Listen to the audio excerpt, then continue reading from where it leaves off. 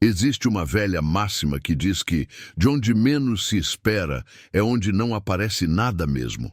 Pois este ditado não se aplica à Noite do Terror. See No Evil, 2006, um slasher bacanudo que foi injustamente recebido com uma certa frieza pela crítica na época de seu lançamento nos Estados Unidos. O primeiro motivo que nos faz desconfiar de Noite do Terror é o fato de ser um lançamento da Lionsgate, a mesma distribuidora de Jogos Mortais.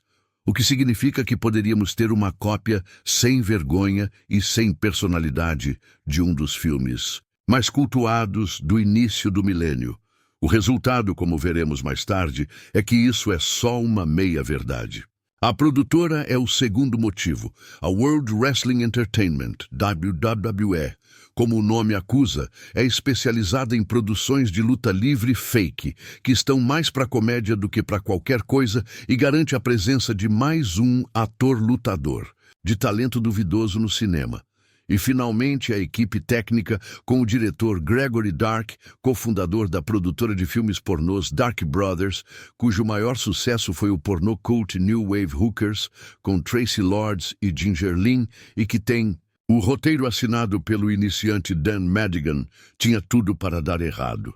Pois não deu, e apesar dos pesares, é um filme que você pode colocar todos os defeitos, menos que é lento e chato.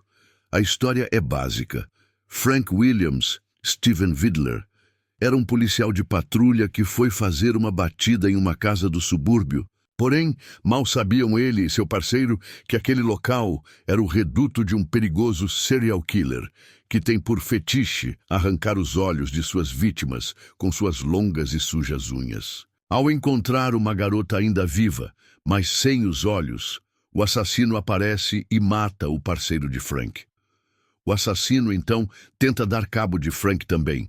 Entretanto, apenas arranca o seu braço antes que o policial revide com um tiro, fazendo o maníaco cair desacordado.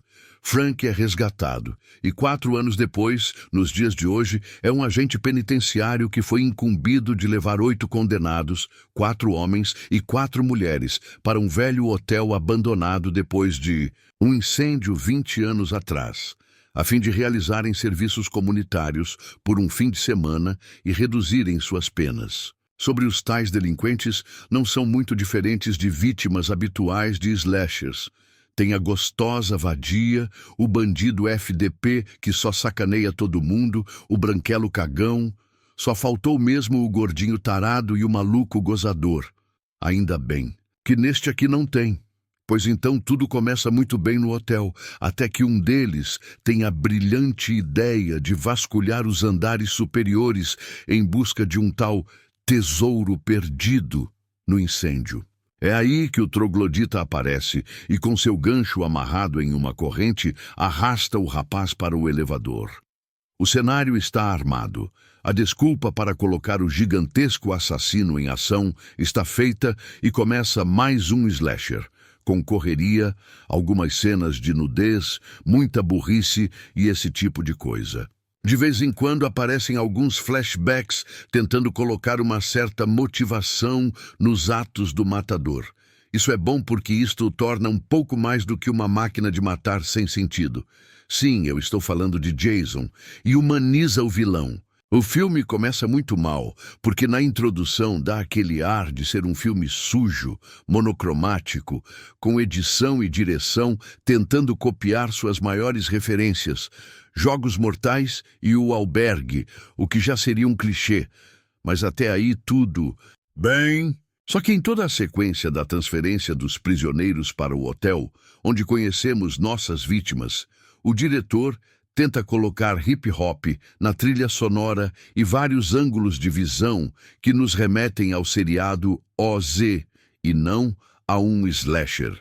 Chegando ao hotel, aquele ar sujo retorna. Mas não dá para não fazer comparações mentais com aquelas referências que são indiscutivelmente muito mais envolventes e mais inspiradas do que Noite do Terror. A coisa só engrena de verdade quando o matador começa o seu trabalho. Outro problema é um defeito recorrente na maioria dos slashers: alta previsibilidade. Quem esteve vivo nos últimos 35 anos já conhece toda a história só de ver os personagens. Não que eu esteja exigindo reviravoltas surpreendentes, mas podia sim ter pelo menos algumas partes anti-clichês que renderiam um resultado final bem melhor para a produção. Ao meu ver, a caracterização dos personagens principais foi um erro também. São 8 condenados pela justiça, alguns com crimes graves como tráfico de drogas, só um policial de guarda, que ainda por cima não tem um braço, e só um deles individualmente tenta fugir. E pior, alguns se portam como se estivessem em férias no hotel, embora os atores não sejam todos ruins. Isso sem falar que as presidiárias são todas atraentes. Não que eu esteja reclamando, é claro. Entretanto, tudo isso não importa. Muito quando estamos falando de um slasher e os pontos positivos são muito mais fortes, com todo o destaque indo para o grandalhão serial killer Jacob Goodnight, interpretado pelo famoso lutador de luta livre Kane. Um maníaco recluso aterroriza um grupo de jovens delinquentes que chegaram para limpar um hotel repugnante como parte do serviço comunitário que eles foram forçados a fazer. Depois que um deles é raptado, o grupo fica amedrontado e precisa encontrar uma maneira de parar o inimigo insaciável. Dizem que a versão estendida segue a seguinte trama. Ao investigar uma chamada em uma casa abandonada, o policial Frank Williams e um novato encontram uma mulher brutalmente cega, mas são atacados por um enorme psicopata com um machado. O novato é morto e Frank atira na cabeça do criminoso, mas tem um braço decepado. 4 anos depois, o mutilado Frank é realocado, trabalhando como guarda no centro de detenção do condado. Frank vai com alguns delinquentes para o Blackwell Hotel, um lugar abandonado desde que um incêndio queimou os 2 últimos andares, com o propósito de limpar o local, preparando-o para funcionar como abrigo para moradores de rua. Em troca, os criminosos terão suas penas reduzidas. Durante a noite, um detento é capturado pelo perturbado serial killer Jacob Goodnight, coletando os olhos de suas vítimas. Você sabia?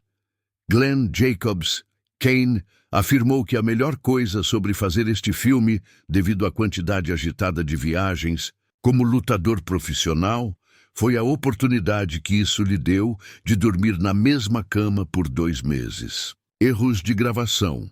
Em uma das últimas cenas, quando uma das mulheres tem a habilidade de atirar no assassino, a pistola fica subitamente vazia. A pistola Glock que foi usada é uma arma semiautomática que usa o recuo do último tiro para carregar outra bala. Se o último tiro for disparado, o bloco da culatra desliza para trás e não desliza para frente novamente, como visto no filme. Ela e o público teriam sido capazes de ver que claramente não havia mais bala na pistola, em vez de reconhecê-la após puxar o gatilho. Bem, meus amigos, ficamos por aqui. Agradeço por ficarem até aqui conosco. Curta o vídeo, comente, inscreva-se no canal. Obrigado.